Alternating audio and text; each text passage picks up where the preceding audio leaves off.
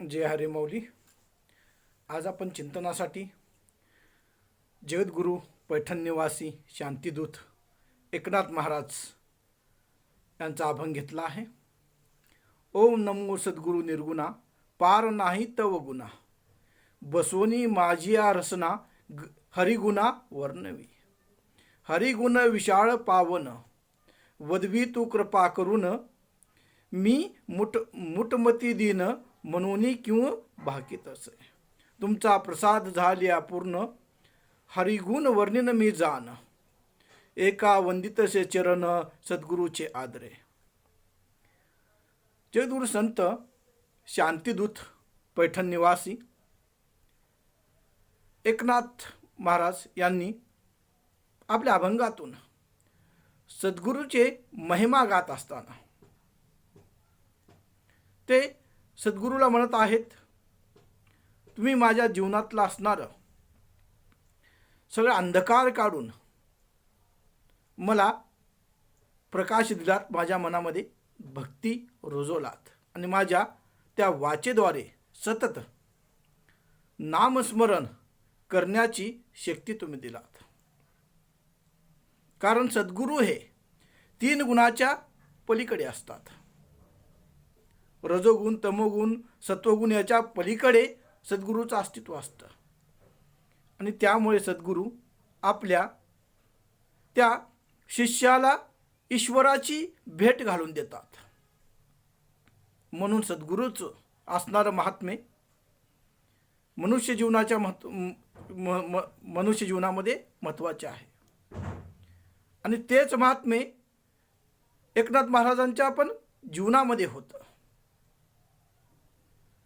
कारण तसं पाहिलं तर एकनाथ महाराजांची जी परंपरा आहे, भानुदास महाराजापासून सुरुवात झाली.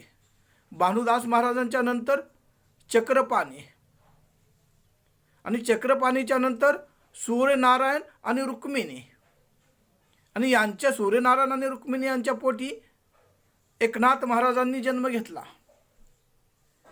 पण ते जेव्हा जन्मले त्यावेळेस मूळ नक्षत्र होतं आणि त्यामुळे काही दिवसातच सूर्यनारायण आणि रुक्मिणी हे एकनाथ महाराजांना सोडून गेले आणि त्यामुळेच तिथं असणारं संत एकनाथ महाराजांचं पूर्ण जबाबदारी असणारी त्यांच्या आजोबा आणि आजीवर आली. आणि त्यानंतर जे संत एकनाथ महाराज आपल्या जीवनामध्ये असताना, भक्ती मार्गावर जात असताना लहानपणीच शिव मंदिरात जाऊन बसले होते आणि शिव मंदिरात बसल्यानंतर तिथं एक चिंतन करत असताना मनामध्ये गुरुची ओढ लागलेली होती. जीवनामध्ये एक गुरु पाहिजे असं वाटू लागलं आणि त्या 12 वर्षाच्या अवस्थेमध्ये ते त्या शिव मंदिरात येऊन बसले आणि त्यांना तिथं आकाशमार्गे सांगितलं गेलं की हे एकनाथा, तो असणारा देवगडावर एक जनार्दन स्वामी आहेत, त्यांना जाऊन भेट. आणि आकाशवाणी झाल्यानंतर एकनाथ महाराज लगेच देवगडाकडे निघाले आहेत गुरुच्या शोधामध्ये. आणि तिथं देवगडावर गेल्यानंतर फक्त 12 वर्षाची अवस्था एकनाथ महाराजांची. गुरुची ओढ लागलेली आहे. घरामध्ये तिथं असणारं आई वडील तिथं सोडून गेलेले आहेत आणि त्यामुळे अशा अवस्थेमध्ये ते भगवत चिंतनामध्ये रम्य होऊन ते आपल्या गुरुकडे निघालेले आहेत आणि गुरुच्या शोधात निघाले असताना त्यांची भेट देवगडावर जनार्दन स्वामी यांच्याशी झाली, जे 40 गावचे आदिवासी आणि देशपांडे तिथे होते. ऋग्वेदी देशस्थ ब्राह्मण होते. असे असताना तिथं जनार्दन स्वामींची जेव्हा भेट झाली, देवगडावर पूर्ण वर्चस्व असणारं जनार्दन स्वामीचं होतं, कारण महात्म्य मोठं होतं, पूर्ण ज्ञानी ईश्वर अवतार असे जनार्दन स्वामी त्या देवगडावर असताना तिथे एकनाथ महाराज गेले आणि एकनाथ महाराज आणि त्यांना पाहिलं.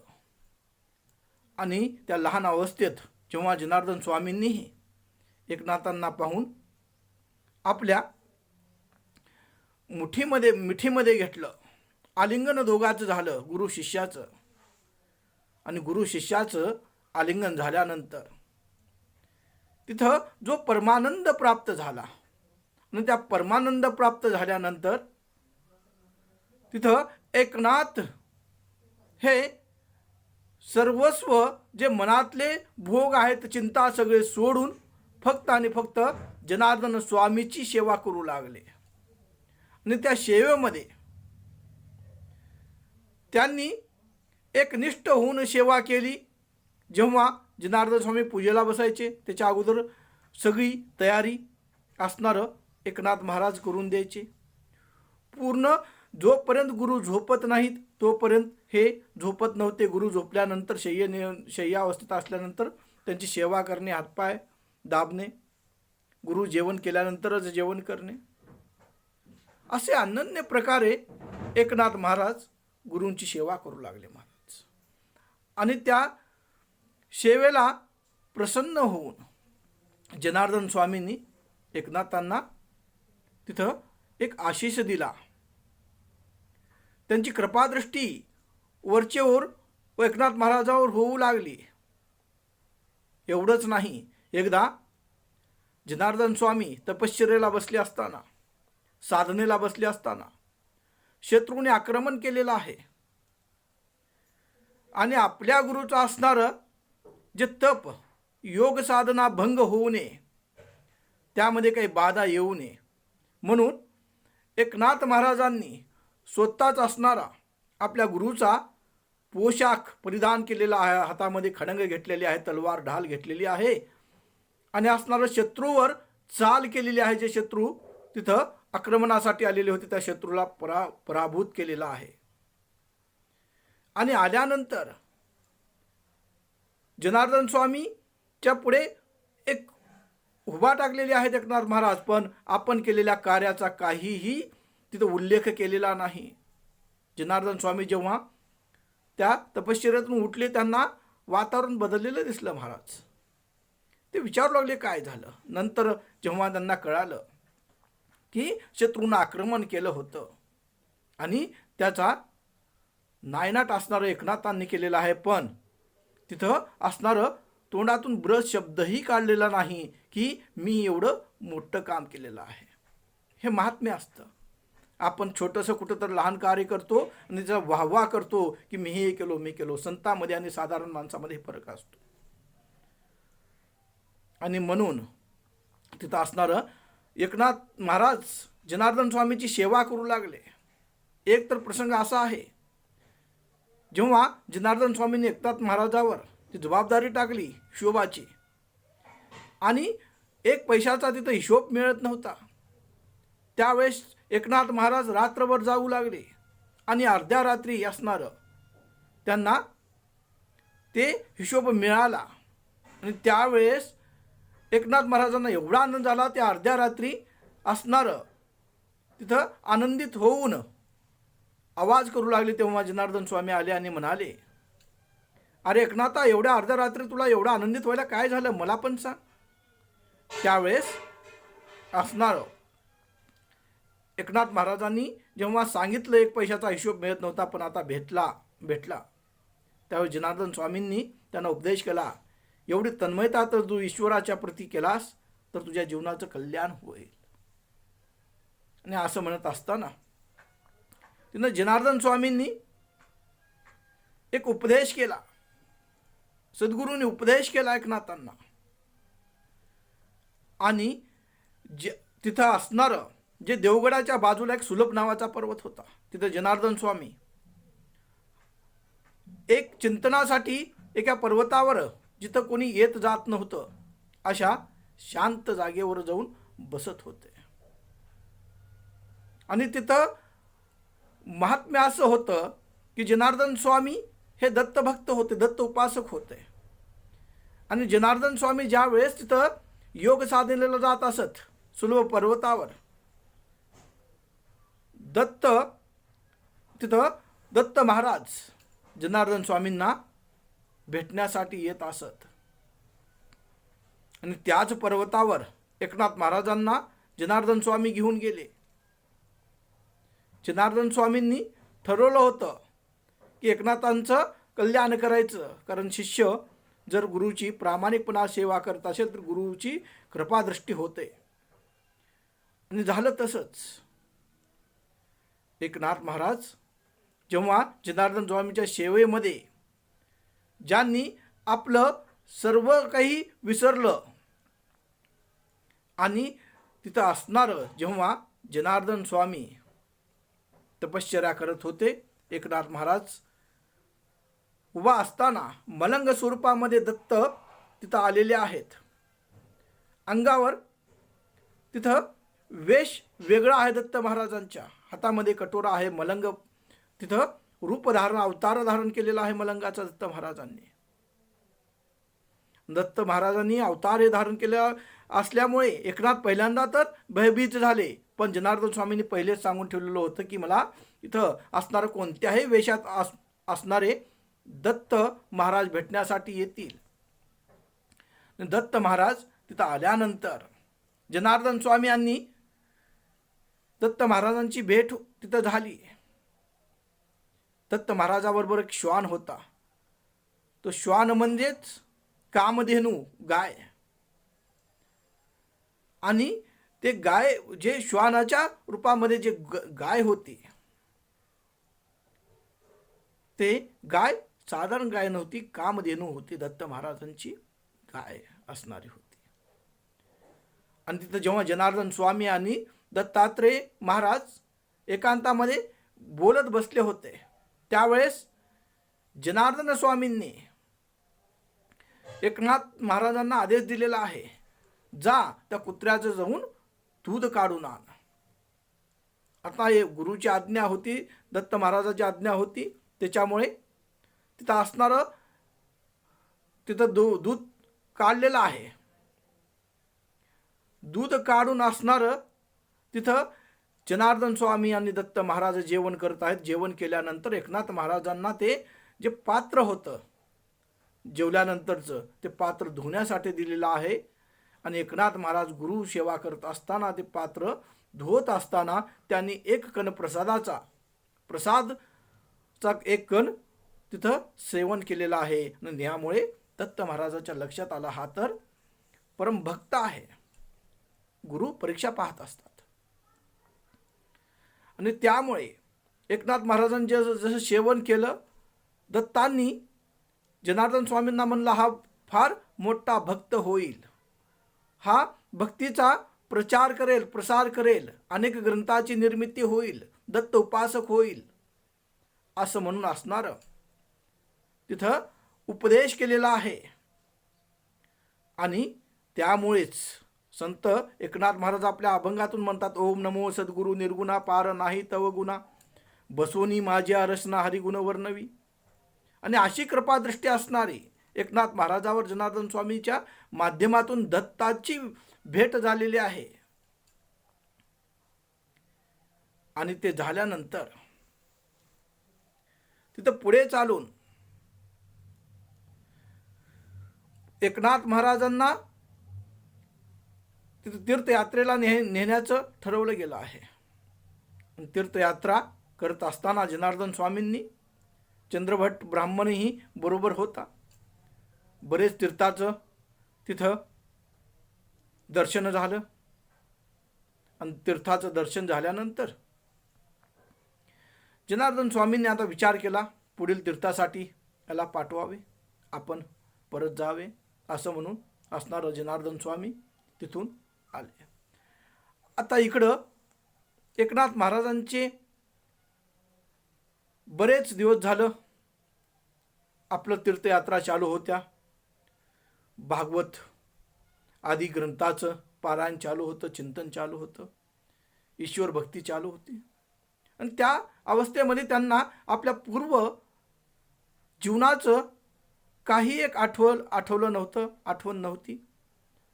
पण एकाएक असणारं तिथं एका चंद्रपटाकडून लक्षात आलं की एकनाथांचे जे आजोबा आणि आजी आहेत चक्रपाणी, हे एकनाथांना शोधत आहेत. बरेच ठिकाणी शोधले त्यांनी, कारण वृद्ध वयामध्ये दुसरा कोणी साथीदार नव्हता. आणि यामुळे आजी आणि आजोबा एकनाथांची वाट पाहत होते, येणाऱ्या जाणाऱ्याला विचारत होते, एकनाथ दिसला का. पण या अवस्थेमध्ये त्यांना जेव्हा एकनाथांचा पत्ता लागला, त्यांना आनंद झाला, एकनाथ महाराजांची भेट व्हावी. यामुळे त्यांनी तिथं असणारं जनार्दन स्वामींना विनंती केली. जनार्दन स्वामींनी असणारं एक पत्र दिलं एकनाथ महाराजांच्या नावावर. एकनाथ महाराज जेव्हा तीर्थयात्रेहून आले आणि त्यांनी ते पत्र गुरुचं वाचलं आणि गुरुचं पत्र लगेच त्यांच्या लक्षात आलं आणि आपल्या मस्तकी लावलं आणि तिथेच असणारे ते राहिले, थांबले. तिथंच एक झोपडी बांधली.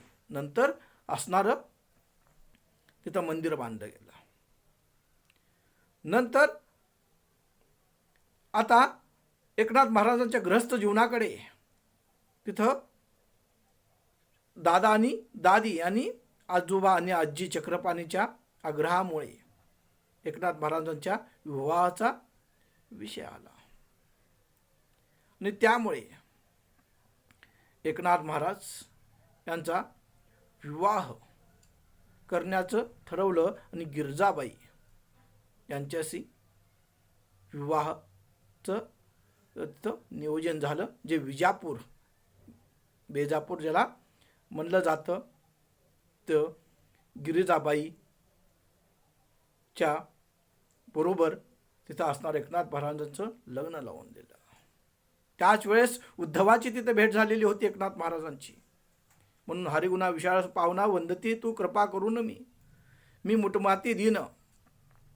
तिथं असणार गुरुकृपेनं तिथं भेट झालेली आहे आणि ग्रस्त जीवनाकडे एकनाथ महाराज जात आहेत.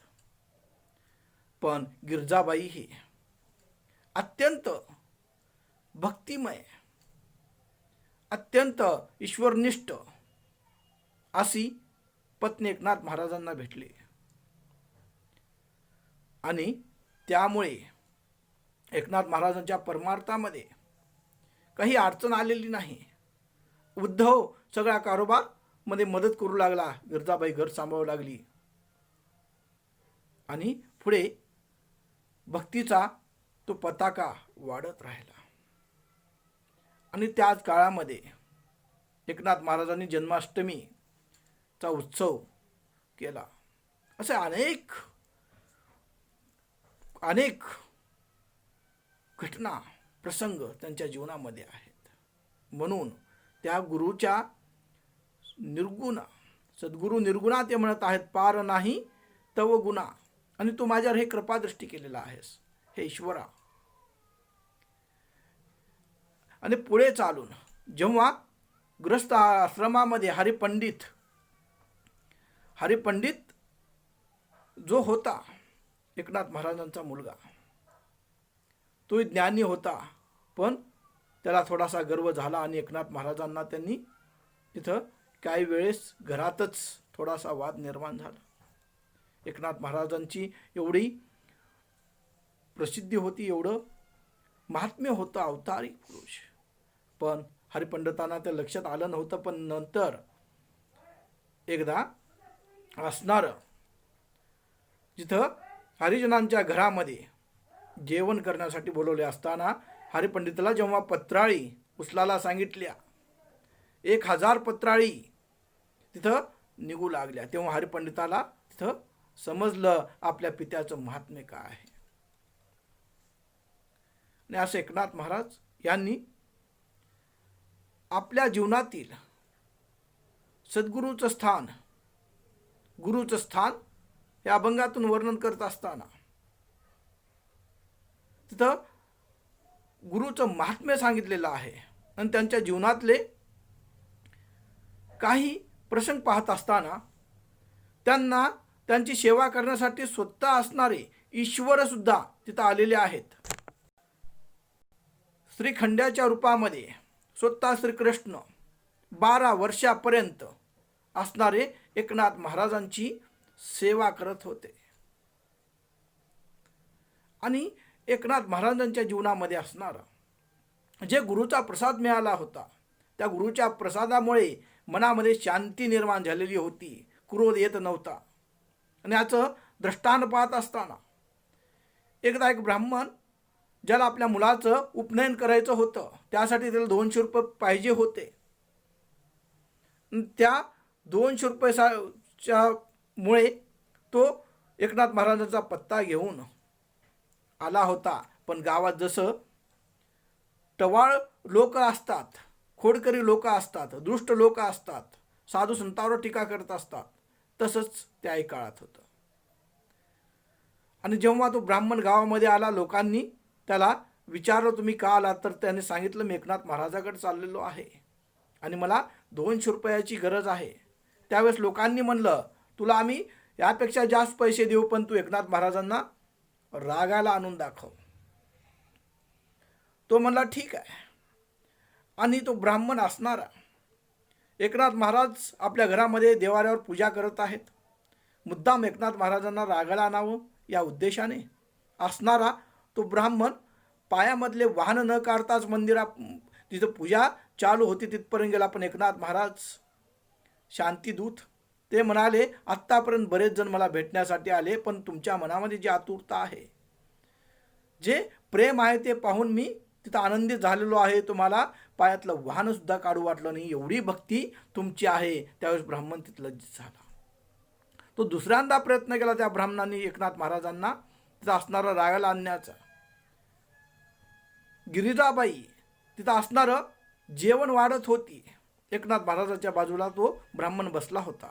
गिरिजाबाई जेव्हा जेवण वाढायला सुरुवात केली, त्या ब्राह्मणाने एकनाथ महाराजाला रागाला आणण्यासाठी पटमन उठून गिरिजाबाईच्या तो पाठीवर बसला. त्यावेळेस संत एकनाथ महाराज गिरिजाबाईला म्हणतात, गिरिजाबाई सांभाळून ह, ब्राह्मण पडेल. तेव्हा गिरिजाबाई तेवढ्या सुशील होत्या. त्यांनी म्हणाला चिंता नका करू, मला हरिपंडितांना म्हणजे आपल्या मुलांना पाठीवर घेऊन जेवण वाढण्याची सवय आहे, हाही माझा मुलगाच आहे. हे ऐकून त्या ब्राह्मणाला असणारं तिथं शर्म येऊ लागली, लाज वाटू लागली. आणि त्यांनी सगळं हकीकत सांगितल्यानंतर एकनाथ महाराजांनी म्हणलं अरे हे तर तू मला पहिल्यांदा सांगितलं असतास तर मी तुला रागाला आलो असतो ना. हे संतांची कृपादृष्टी झालेली होती आणि एवढं मन परिवर्तन तिथं असणार एकनाथ महाराजांचं झालेलं होतं. कित्येक दृष्टांत आपल्या पुढे आहेत. रेतीमध्ये एक लहानचं मूल, उन्हाची तपतपता होती, वाळू वासणारी रेती असणारी गरम झालेली होती. एक हरिजनाचं मूल तिथं रडत आपल्या आईच्या पाठीमागं जात होतं. आई पुढे पाण्याला गेलेली होती, पाण्याची घागर घेऊन पुढे पुढे जात आहे. पण एकनाथ महाराज जेव्हा बघतात, लहान त्या बालकाला आपल्या कडेवर घेतात आणि त्या मुलाला उचलून त्याच्या घरी नेऊन सोडतात. त्यावेळेस तिथं वेगळी प्रथा होती. त्यामुळे तिथं जे लहान बालकाचं जे रडणं ओरडणं बघून असणारं एकनाथ महाराजांच्या हृदयामध्ये जे प्रेम निर्माण झालं ते संतत्व होतं. एवढंच नाही, जेव्हा काशीहून असणारे ते परत हरिद्वारला येत होते, त्यावेळेस रस्त्यावर गाढव असणारं तिथं तहानेनं व्याकुळ झालेलं असतं. त्यावेळेस एकनाथ महाराजांनी असणार आपलं तीर्थ त्या गाढवाला पाजवलेलं आहे. आणि शेवटी ते जेव्हा रामायण लिहित होते, दृष्टांतामुळे रामायण लिहित होते आणि त्या रामायणाच्या काही भाग अपूर्ण राहत होता. त्यावेळेस हरिपंडितांनी आणि बाकीच्या लोकांनी विचारलं आता रामायण पूर्ण कोण करणार, कारण तुम्ही तर आता तिथं अवतार संपवण्याचा विचार करत आहात. त्यावेळेस गावबा नावाचा जो व्यक्ती होता, तो त्याला लोक पागल म्हणत होते, त्याला लोक मूढ म्हणत होते, मूर्ख म्हणत होते. त्याला काही येत नाही असं म्हणत होते. आणि त्यावेळेस असणारं एकनाथ महाराजांनी म्हणलं, आता पुढील जे रामायण आहे हा गावबा पूर्ण करेल. आणि गावबाने रामायण पूर्ण केलं. असं संत एकनाथ महाराजांचं जे जीवन आहे, जे उपासना आहे, जे गुरुच्या प्रती एक श्रद्धा आहे, गुरुने जे कृपादृष्टी केली त्यामुळे जीवन सफल झालं. आणि त्यामुळेच संत एकनाथ महाराज आपल्या अभंगातून तिथं असणारं गुरुची महत्ता गात असताना ते म्हणत आहेत की तुमच्यामुळे माझ्या जीवनाचं कल्याण झालं आणि माझी रचना जी आहे जीवावर हरिनाम तिथं निर्माण झालं. आणि तुम्ही माझ्या जीवनातले जे विकार आहेत, जे मोहमाया आहे, हे सगळं तिथं दूर केलेलं आहेत. आणि या प्रकारे सद्गुरूंची कृपादृष्टी तथा सद्गुरूचं स्थान मनुष्याच्या जीवनामध्ये काय असतं हे एकनाथ महाराजांच्या या अभंगातून पूर्ण होतं. शेवटी एवढंच म्हणेन, मज पामराशी काय थोरपण पाहिचे वान पाय बरे. रामकृष्ण हरी. श्री गुरुदेव दत्त.